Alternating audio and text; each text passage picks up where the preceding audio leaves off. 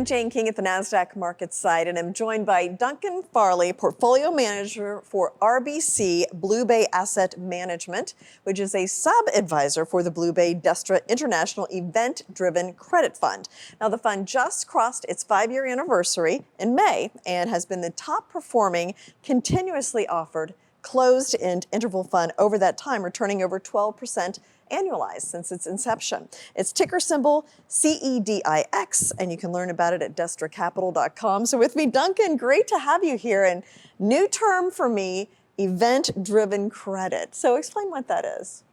Yeah, look, I think simply put, it's buying stressed and distressed debt, so that can be loans or bonds, at hopefully suitably discounted prices where the risk of the underlying investment is already priced in. Okay, are these corporate, government, both? This is corporate. Okay. This is corporate bonds and loans. Got it. Okay. So why does it make sense to have some of this in an interval fund structure? Okay, so the interval fund structure, which I'm based in London, and if I said interval funds to any of my colleagues or people I know, they glaze over. This isn't a structure that really exists in Europe yet. But actually, when you break it down, it's a very neat way to match investors' liquidity requirements with the underlying profile of the investments, the liquidity profile of the investments that we're investing in. So, for instance, some of the things that we invest in, the more distressed, might have a longer time horizon to play out. They might be less liquid to trade.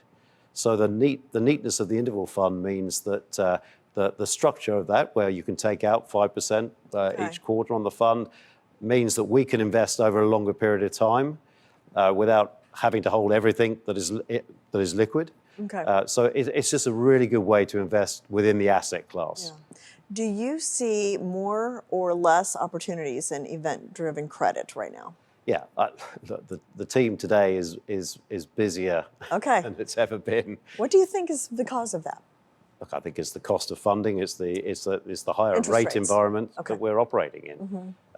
There was a great study out, or a good study, I should say, in the summer by Moody's, who analysed the U.S.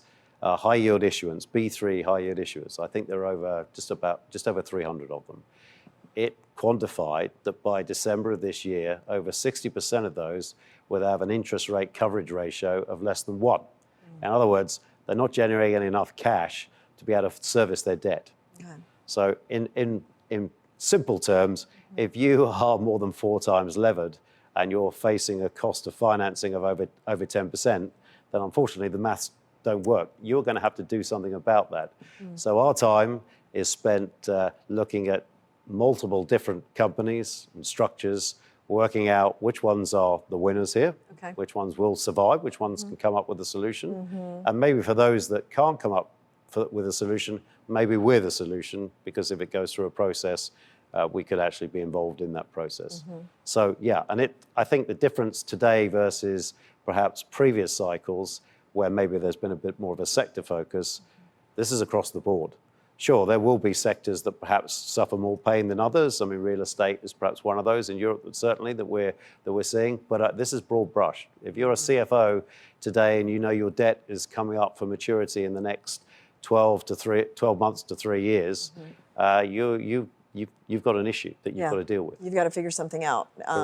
So you mentioned sectors. Are there some real estate that you think is in worse shape than others? Well, it's not so much that they're necessarily in worse shape. It's just that there is a lot more issuance has happened over the last 5 years. We're a European-focused fund. We can invest anywhere, but our bread and butter is in Europe. There's been a lot of debt issued by real estate companies in Europe, more than there would have been in the sort of previous 5-10 years in previous cycles. And yeah, we've obviously all read the headlines about offices and the pressure. You mean like the empty office? Yeah, empty offices. And so who's going to refinance this stuff? Now, our job is to work out who are going to be the winners, who will be the losers, because there are good office blocks, there are good properties with good tenants that will be there for a long time. Our job is to sort of work through that and to work out which are the better assets to own and the right price at which to own them at. Now, so commercial real estate, there's some evidence consumers are kind of under some financial stress as well, still talking about a recession. How do you manage this bearishness and the volatility in the markets? Yeah, look, our job is to work out the worst case scenario, shall we say. When we sit down in our investment committees, we start with the conversation, okay, if this was to go wrong, what would be the outcome? And then the important thing is when you work that out, because obviously that's not a straightforward analysis, then to price your entry point as close to that as you possibly can. Now, sometimes that could be very easy. You could have a business which owns a bunch of assets. You can go out and get those assets valued on a downside scenario and on a blue sky valuation. And then you can price, remember, we're buying the debt that is often close, secured on a lot of these assets, close to those assets. So the value of those assets is vitally important. So sometimes it's pretty easy relatively easy to do that. But on other occasions, it's a case of, let's try and value this business on what's the worst level of profitability that it could have? What's the lowest level of multiple it can have? And if we price our entry point as close to that, then most of the time, we won't get it right every time, but if you do get it right, I mean, we target 15% plus returns. The winners will look after themselves. Yeah. The important thing is that when you do get it wrong, that you don't lose too much money. Got it. And you know, sometimes you have to wait. You've got to be very patient. You've got to wait for the price to come to you. And that's where you need an experienced manager to do that. That patience is tough sometimes when you're in the markets. I know. Yes. So are these public or private opportunities? Both, to be honest. And I think we talk more in terms of liquid and illiquid. And sometimes there are many private things that are very liquid. So it's not always the case of private is different to public, but we are most of the time looking at public bonds or levered loans, which is quite a sort of public market as well. And explain a little bit, BlueBay, your background and the special situations team. Talk about all of that. Okay, well, we don't have, sadly, I've been doing this for so long, it would take too long to go through that. But so BlueBay, which is owned by Royal Bank of Canada, has been now for over 10 years. We sit within the developed market special sits team in Europe. We're a team of 6 professionals.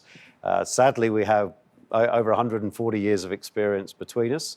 But to be honest, today that's probably more important than at any other point in time. I think the cycle that we're seeing at this moment is much more akin to the cycles that we saw before the financial crisis.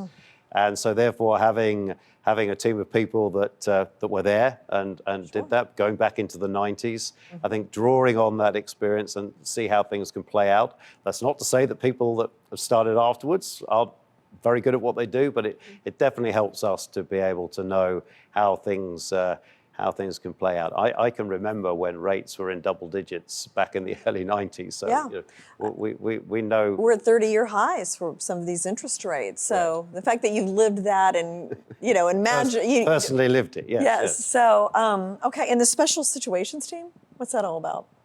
Well, we are the that's the 6 professionals that I talked about. Okay, so those you're the ones that analyze all of this. Yeah. So we have a broad-based experience. Myself, 30 years of looking at credit, debt, from the early days of the European high yield market which started in the late 90s in Europe. 2 of my colleagues worked for a very large hedge fund in the early 2000s, where they were trading a lot of distressed debt. So we think we've got a good team of special sits as situations, as we call it. As I mentioned earlier, naming what we do is probably one of the hardest things. Event-driven, special sits, credit opportunities.